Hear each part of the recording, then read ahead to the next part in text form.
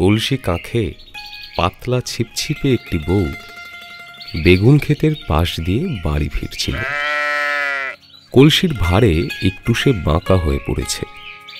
পিতলের প্রকাণ্ড কলসি, মাজা ঘষা, বউটির পরনের কাপড়টা ভেজা, এখানে ওখানে এঁটে গেছে, লটপট করছে। গরম পাতলা হলেও স্বাস্থ্য তার খুব ভালো। সূর্য এখন প্রায় মাথার উপর। রোদের তাপে পায়ে চলা সরু পথের পাশে ঘাসে ঢাকা মাটি পর্যন্ত তেতে গেছে। ভিজে গামছা ভাঁজ করে সে মাথায় বসিয়েছে। গাছে গাছে বাগানটি জমজমাট। বাগানের ওপাশে টিনের চাল আর দরমার বেড়ার বাড়ি আছে। বাকি 3 দিকে দূর বিস্তৃত মাঠ আর ক্ষেত। বেগুন ক্ষেতের চারদিক নির্জন। দিনে রাতে সব সময় কারো কারো এখানে কম বেশি গা ছমছম করে। পুরনো প্যাঙাশে উর্দি আর কোলবালিশের সরু খোলসের মতো প্যান্টলুন পরা মাঝ বয়সী একটি লোক জোরে জোরে আমকাঁঠালের বাগানটির দিকে যাচ্ছিল। বারবার সে বউটির দিকে দেখছে। গোঁপদাড়ি কামানো, কানের ডগা পর্যন্ত জুলপি তোলা। তার লম্বা ফর্সাটে মুখে চোখ দুটো বেশ বড় বড়, যদিও ছোট হলেই মানাতো বেশি। বাগানের একটা কাঁঠাল গাছের নিচে সে বউটির পথ আটকাল। এবারের নিবেদন মানিক বন্দ্যোপাধ্যায়ের গল্প রোম্যান্স। গল্প পাঠে সৌমিক মৈত্র, সুখময়ী জয়তী চক্রবর্তী, অডিও রূপান্তর ও পরিচালনায় সৌভিক সাহা।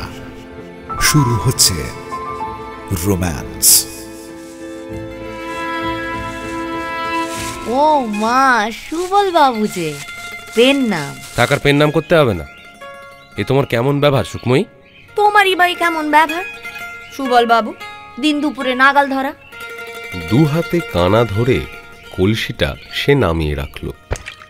যে কাঁখে কলসি ছিল তার উল্টো দিকে বেঁকে বেঁকে সোজা করে নিল কোমরটা। সুবলের নালিশ ভরা দৃষ্টি দেখে একবার সে অপরাধিনীর মতো একটু হাসল। তারপর অবহেলার সঙ্গে কাঁধে ফেলা ভিজে আঁচলটি নামিয়ে নিল এবং ধীরে ধীরে ভাঁজ খুলে আরেকবার ভালো করে গায়ে জড়িয়ে নিল। গোড়ায় তো ভয় পেয়ে গেছিল, কোন মুখ পোড়া উকি মারছে গো। শেষে দেখি মোদের সুবল বাবু। নিশ্চিন্তি হয়ে সাঁতার কেটে চান করলাম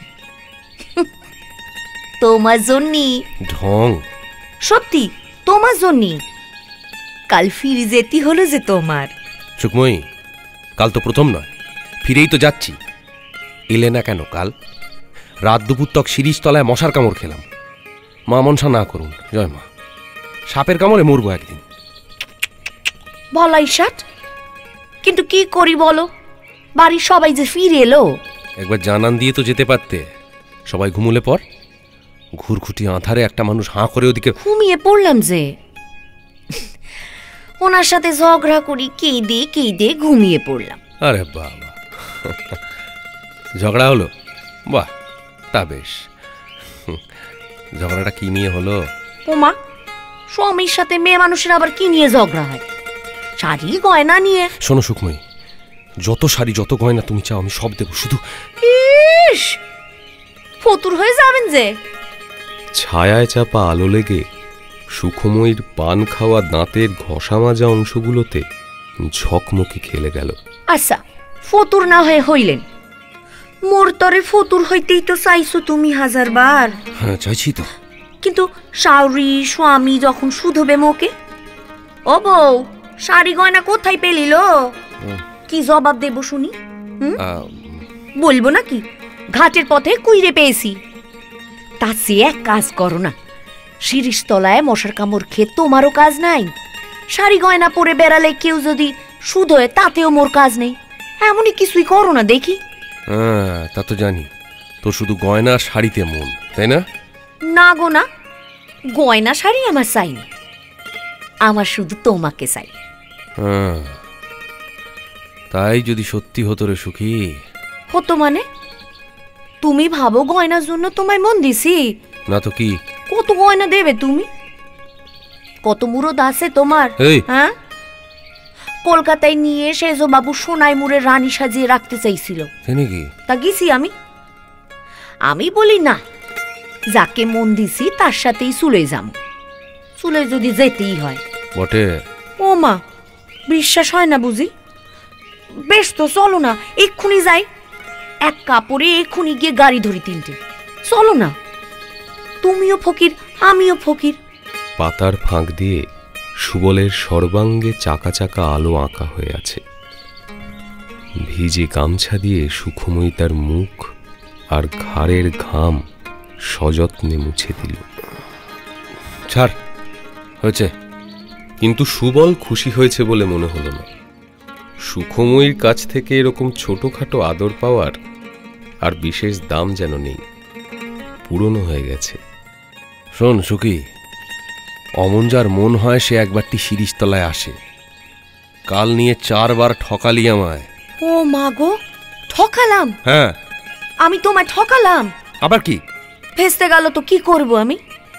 হাত পা বাঁধা মেয়ে লোক বই তো নই, ঘরের বউ বইলে কথা, পরের দাসী।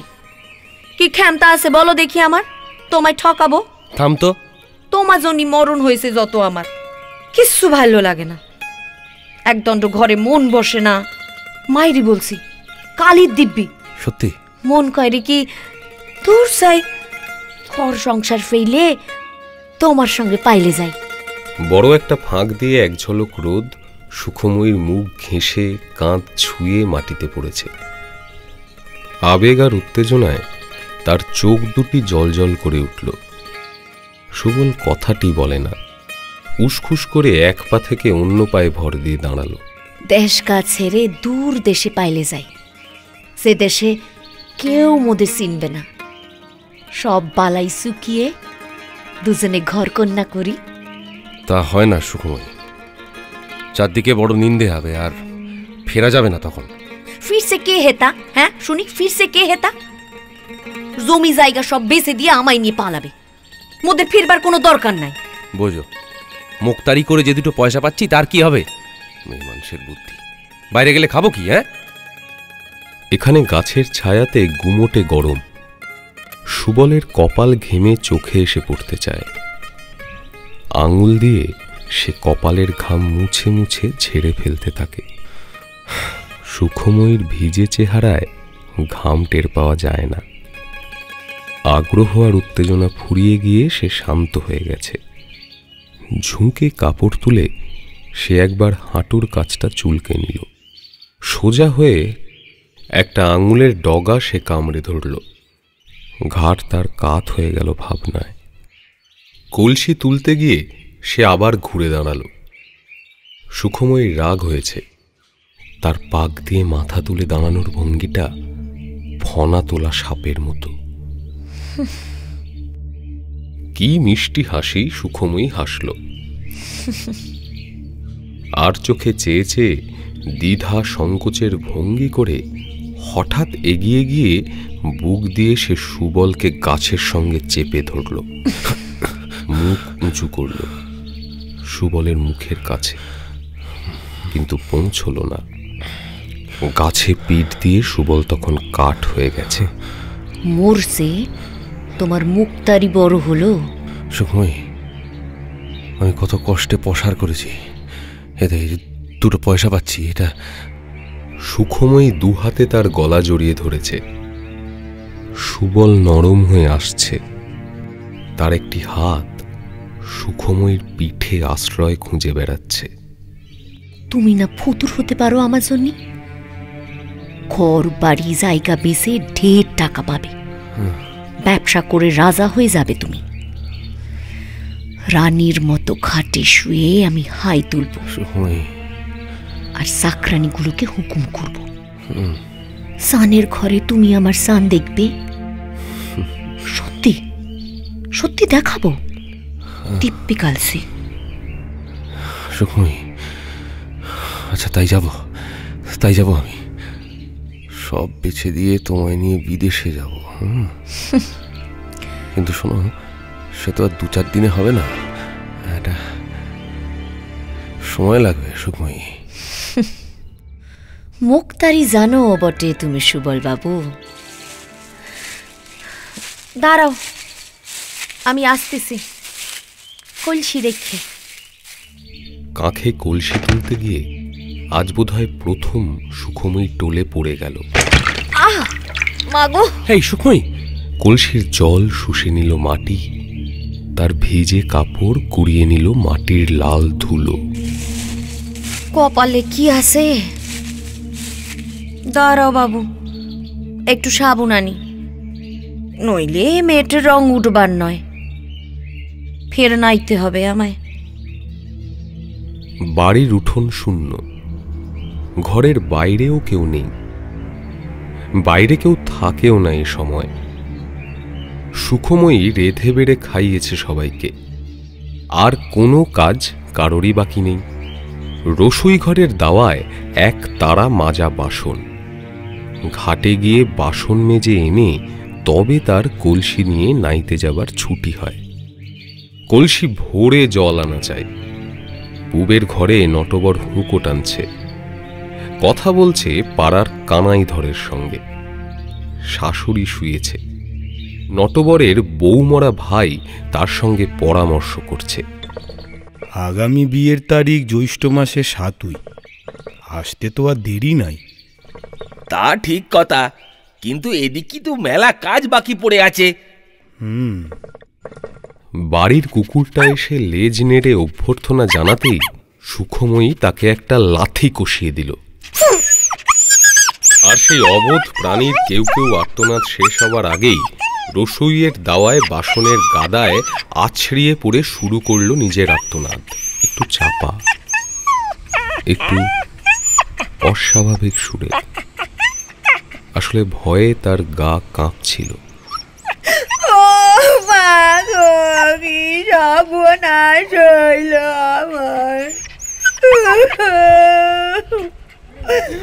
সবাই ছুটে এলো। কি হয়েছে? কি হইল তোর?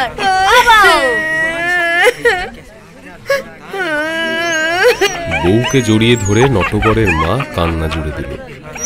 কুকুরটা তখনও কেউ কেউ করে মরছে। সুখময়ীর বুকের মধ্যে ঢিপ ঢিপ করছিল। কি থেকে যে কি হবে তা ভগবানই জানেন। তবে এই তার শেষ লড়াই। ভয় পেয়েছি মা, বুকটা ধরাস ধরাস করছে। কত বলি একলাটি ঘাটে যেতে ডর লাগে, কেউ তো যাবে না সাথে, নইলে ওই বুক পড়া সুবল মুক্তার। একথা শুনে সবাই একসাথে চুপ মেরে গেল। ইতিমধ্যে পাশের দুবাড়ির মেয়ে পুরুষ ছুটে এসেছিল, তারাও হঠাৎ চুপ হয়ে গেল জন্ম বোবার মতো। নীরবে মুখ চাওয়াচাওয়ি ছাড়া আর কি বা করার আছে এরকম একটা অসম্পূর্ণ খবর শুনে? নটবরের মার কান্না আগেই থেমে গিয়েছিল। প্রথমে অধীর হয়ে জিজ্ঞাসা করল, কি কইরেছে সুবল মুক্তার? হ্যাঁ অবৌ, বল না কি কইরেছে? কি হয়েছে? কি খুলে বল আমারে। অত কান্নাকাটির কি আছে? কি হয়েছে? বাগানে একলা টিপে হাত চেপে ধরেছিল। কি বলছিস? কলসি পাইলে পাইলে আইছি। ও বউ, ছুটতে ছুটতে আসারে যা খেয়েছি, খবর না দেখো।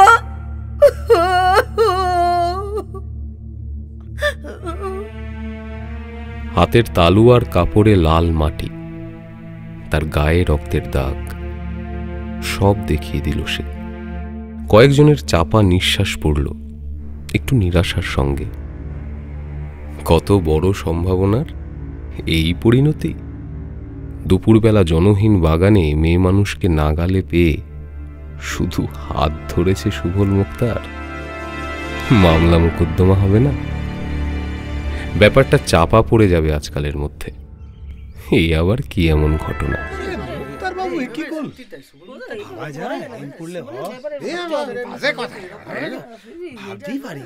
তবু সবাই ছিছি করে আর সুবল মুক্তারকে গাল দেয়, অথচ বাগানে গিয়ে তাকে শাসন করে আসার কথাটা কিন্তু কেউ ভাবে না। ও ঠাকুরপো, তাইরে শুধু জটলা করবে তোমরা। যাও না, দুঘা দিয়ে এসো না বস্তাটাকে। আরে চুপ কর মাগি, মেলা চেঁচামেচি করস কেন? কেন চুপ করবো? আমার হাত ধরবে আর তোমরা চুপ করে যাবে না? আরে কত শোন বলছি। ও শালা কি আর আছে? পালিয়ে গেছে। থাকতেও তো পারে, কলসি আনতে ফিরে যাবো ভেবে থাকতেও তো পারে গুপচি মেরে। যাও না, একবার গিয়ে দেখো না। তখন নটবর, শশধর, নিতাই আর পাড়ার একজন সুবলকে খুঁজতে যায়। নটবরের মা চেঁচিয়ে ওঠেন, কলসিটা নিয়ে আসিস, কেউ শুনছিস? কলসিটা আনিস। ও মুখপুরি, এত চেঁচামেচি কেউ করে এই নিয়ে? তোর কি মাথায় গোবর পোড়া নাকি বাপু? সুপি সুপি শাহরু বা স্বামীরে বলতে পারতিস পুকুর ঘাটে যাওয়ার সময় কেউ না কেউ সঙ্গে যেত, তা না চেঁচিয়ে পাড়া মাথায় করতিছে। এখন চারিদিকে কেমন ঢিঢি পুড়ি যায়, দেখ দেখি। সুখময়ীকে ঘিরে মেয়েদের জটলা চলতেই থাকে। চারিদিকে তারাই রটাবে, তবু তারাই বলবে যে এমন হইচই করা উচিত হয়নি সুখময়ীর। জানাজানি হওয়া কি ভালো? সুখময়ী শুনে যায়, কথা বলে না। নটবরের মার চাপা আফসোস আর গালাগালির জবাবে শুধু একবার ফোঁস করে ওঠে। সুবলকে পাওয়া গেল কাঁঠাল বাগানে, কিন্তু ধরে মারবার সাহস হলো না একজনেরও। নিতাই নেহাত বদরাগী মানুষ, সে একবার জিজ্ঞেস করল, বৌজি, এদের হাত ধরে টানাটানি কেন মুক্তার বাবু? এই না না, এ তো ভালো কথা নয়। তোর তো বার বেড়েছে রে নিতাই। হ্যাঁ, যা মুখে আসে তাই বলিস? এত বড় সাহস হয়েছে তোর? না না, এইসব ভালো কথা নয় মুক্তার বাবু। আর আর যেন এইসব না না ঘটে, তাইলে কিন্তু আমরা আপনারে বাঁচাতে পারবো নি। সুবল আর কোনো কথা না বলে হনহন করে এগিয়ে গেল। মুখখানা তার একটু ফ্যাকাশে হয়ে গিয়েছে। সুখময়ী চিরতরে সরে গেল তার জীবন থেকে, ফুরিয়ে গেল। একটু কলঙ্ক তার রটবে, কিন্তু তীব্র অস্বীকারের জোরে সে তা উড়িয়ে দিতে পারবে। কিন্তু আবার যদি এমন কিছু ঘটে, তার দুর্নাম আরও বাড়বে। বড় একটা মামলা ছিল সুবলের এই সময়। মনটা একেবারে খিঁচড়ে গেল।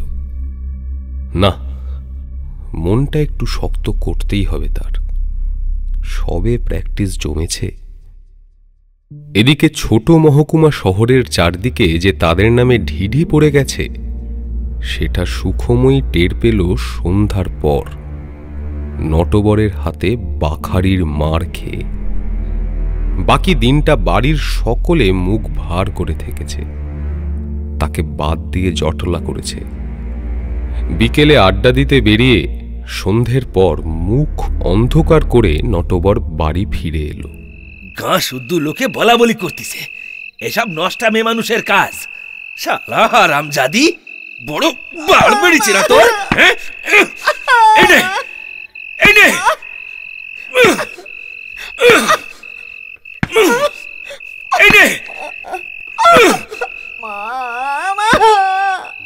সরু বাখারির বেতের মতো ধার, পিঠ কেটে রক্ত বেরিয়ে গেল সুখময়ীর। কিন্তু সে তীব্র ব্যথা তার কাছে অতিরিক্ত ঝাল খাওয়া সুখের মতো লাগলো। কলঙ্ক তবে রটেছে, তবে আর এখন কি বাধা রইল সুবলের তাকে নিয়ে পালিয়ে যাবার? এ বদনাম সয়ে তো সে টিকতে পারবে না এখানে। যদি যেতেই হয়, তাকে সঙ্গে নিয়ে যাবে না কেন? থাক থাক, মারধর কইরে কাজ নেই। ও বউকে তো আর ঘরে রাখা যাবে না। কাল সকালে খেয়ে দিয়ে দিস, মামার বাড়িতে গিয়ে থাক, নয়তো চুলোয় যাক।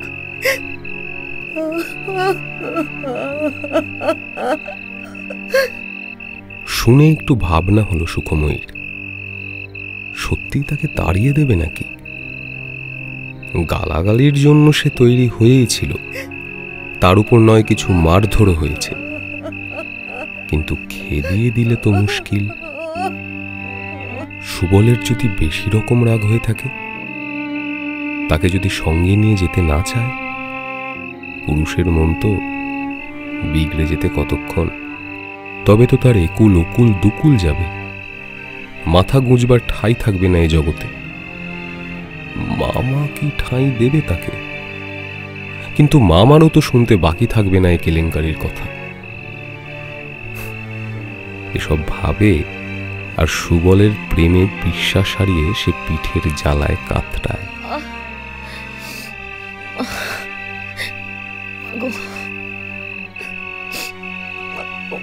চুলোর ধোঁয়ায় তার চোখ জ্বলে, আর ভাতের হাঁড়ির বাষ্পে জগৎ ঝাপসা হয়ে যায়। আগুনের আঁচে মাঝে মাঝে শরীরটা শিউরে ওঠে তার, জ্বর আসবার মতো একটা উদ্ভট শিহরণ। জল ছুঁতে গিয়ে গা ছমছম করে। জ্বর কি একটু এসেছে তার?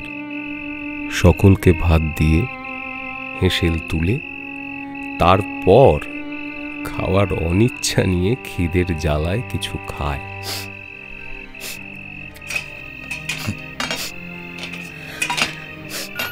রসুই ঘর বন্ধ করে কুপি হাতে উঠোন পেরিয়ে ঘরের দাওয়ায় কুপিটা নিভিয়ে রেখে ঘরে ঢুকে যায় সে। চৌকিতে বসে নটবর তামাক টানছে। কাল তাকে খেদিয়ে দেবে নটবর। এতকাল সোহাগ করে কাল তাকে দূর করে দেবে। সুবলের সঙ্গে পালিয়ে গিয়েই বা তার কি লাভ হবে? বউকে যদি মানুষ খেদিয়ে দিতে পারে, দুদিন পর সুবল কেন তাকে ফেলে পালাবে না? নটবরকে একটু নরম করার কথা তার মনে হয়, কিন্তু সে উৎসাহ পায় না। রাগ কমিয়ে কতবার সে নটবরের সোহাগ আদায় করেছে, সে কৌশল তার অজানা নয়। অথচ আজ সে কিছুতেই মনে জোর পায় না। বাখারির মার খেয়েছে বলে নয়, মার খেলেও মান বাঁচিয়ে সোহাগ যাচা যায়, কিন্তু নিজের উপরই আজ তার আর বিশ্বাস নেই। নিজেকে কেমন রূপহীনা কুৎসিত বলে মনে হচ্ছে তার। তার যেন কাঠির মতো সরু আর কাঠের মতো শক্ত দেহ। কি দিয়ে সে নটবরকে নরম করবে? তার চেয়ে শুয়ে পড়া ভালো। মাথা ঘুরছে, পিঠ জ্বলছে, শরীর ভেঙে পড়ছে। চুপ করে শুয়ে চোখ বুজে রাতটা কাটানো যাক। সুবল, নটবর সকলের ভরসায় যখন তার ফুরিয়ে গেছে, কি আর হবে আকাশ পাতাল ভেবে? চৌকিতে উঠতে তার ভরসা হলো না। মেঝেতে মাদুর বিছাতে গেল। তখন কথা বলল নটবর। দর দে, নে হুঁকোটা রাখ। সুখময়ী দরজা বন্ধ করে হুঁকোটা রেখে মাদুরে শুয়ে পড়ল। পিঠে ব্যথা, খেয়াল ছিল না। অভ্যাস মতো চিত হয়ে শুয়েই মৃদু আর্তনাদ করে সে পাশ ফিরে শুল। চৌকিতে বসে প্রদীপের আলোতে নটবর। তাকে দেখলে খানিক। পা গুটিয়ে কি এক অদ্ভুত ভঙ্গিতে বউটা তার শুয়েছে। পিঠ ব্যথা হয়েছে নাকি বউ? বসা হয়েছে? আর মারবনি তোকে। কোন শালা আর তোর গায়ে হাত তোলে? আমায় কাল তাইরে দেবে? দূর পাগলি, ও কথার কথা বলছিলাম। তোরে ছেড়ে কি থাকতে পারি? সুখময়ী নিজেই স্বামীকে বুকে টেনে নিয়ে দাঁতে দাঁত লাগিয়ে চোখ বুঝল। মাদুরের ঘষায় পিঠে যেন তার করাত চলতে লাগলো অনেকগুলো। একবার অজ্ঞান হয়ে গিয়ে আবার চেতনা ফিরে এলো, তবুও শব্দ করল না সে। আর্তনাদগুলো বুকে চেপে গোঙানিগুলো গলায় আটকে রেখে দিল। নটবর ছেড়ে দেওয়া মাত্র সে পাশ ফিরল। গা যেন তোর গরম দেখলাম। জ্বর হয়েছে নাকি? একটু হয়েছে। মেঝেতে কেন তবে? চৌকিতে আয়। যাই। কিন্তু শেষ পর্যন্ত চৌকিতে সে গেল না। আলো নেভার আগে সে দেখেছে পিঠের রক্তে মাদুর লাল হয়ে গেছে। নটবর ঘুমিয়ে পড়ল অল্পক্ষণের মধ্যেই। শব্দ শুনেই বোঝা যায় ঘুম বেশ গাঢ় হয়েছে। তখন চুপি চুপি দরজা খুলে সুখময়ী বাইরে বেরিয়ে এলো। রাত এখনো বেশি হয়নি। শশধর জেগে আছে, পাড়ার লোকেও হয়তো জেগে আছে, অনেকে। থাক জেগে, কতক্ষণ লাগবে তার সুবলকে দুটি কথা শুধিয়ে আসতে? বাগান হয়ে বেগুন ক্ষেত পার হলেই সুবলের বাড়ি। ডুবু ডুবু চাঁদের জোছনা এখনো একটু আছে। বাগানের গাঢ় অন্ধকার কোনো রকমে পার হলে পথের চিহ্ন এখনো নজরে পড়ে। সুখময়ী তরতর করে বেগুন ক্ষেতের বেড়া ঘেঁষে এগিয়ে গেল। তাড়াতাড়ি ফেরা চাই।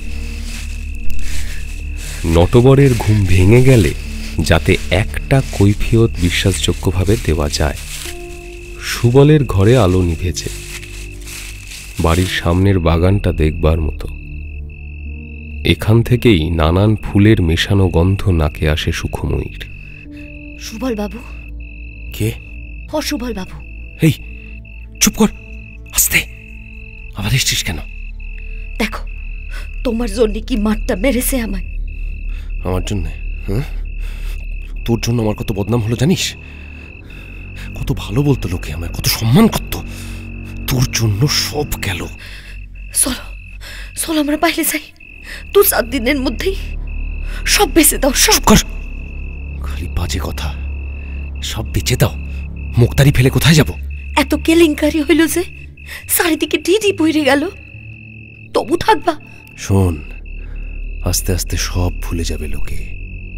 সবটা আবার সব আগের মতো হবে। আমি ঠিক সামলে নেব। এ কথা শুনে সুখময়ী আস্তে আস্তে পিছিয়ে আসছিল। সুবল তার হাত চেপে ধরল। দাঁড়া। সারো, ফিরতে হবে শিগগির। এই ফিরতে হবে আমায়। এদিকে আয়, একটু বসে যা। দেখ, বউ মরে গেছে কবে। এতকাল কেন বিয়ে করিনি জানিস? তোর জন্য সুখময়ী। একটু বসে যা, বসে যা। সুবলের ঘাট বাঁধানো। মুক্তারির টাকায় সবে ঘাট বাঁধিয়েছে সে। এখনো কোথাও ফাটল পর্যন্ত ধরেনি। ঘাটের ধোয়া মোছা পরিষ্কার সিমেন্টও সুখময়ীর পিঠের রক্তে লাল হয়ে গেল। সমস্ত ঘাট নয়, শুধুমাত্র সুখময়ীর পিঠের নিচেকার অংশটুকু।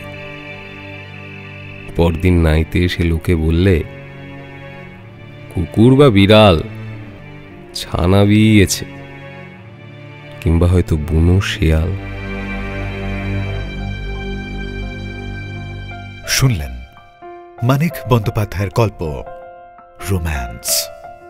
গল্প পাঠে সৌমিক মৈত্র, সুখময়ী, নটবরের মা এবং অন্য কিছু মহিলা চরিত্রে জয়তী চক্রবর্তী, অন্যান্য মহিলা দেবশ্রী মুখার্জি, সুবল অনুজয় চট্টোপাধ্যায়, নটবর অর্ঘ্যমাল্য মাইতি, শশধর নটবরের ভাই কৌশিক শীল, শব্দগ্রহণ সুরজিৎ গাঙ্গুলি, আবহ ও শব্দ নিয়ন্ত্রণ গোপাল দাস, পোস্টার সৌরভ মিত্র, নিতাইয়ের চরিত্রে গল্পের অডিও রূপান্তর এবং পরিচালনায় সৌভিক সাহা।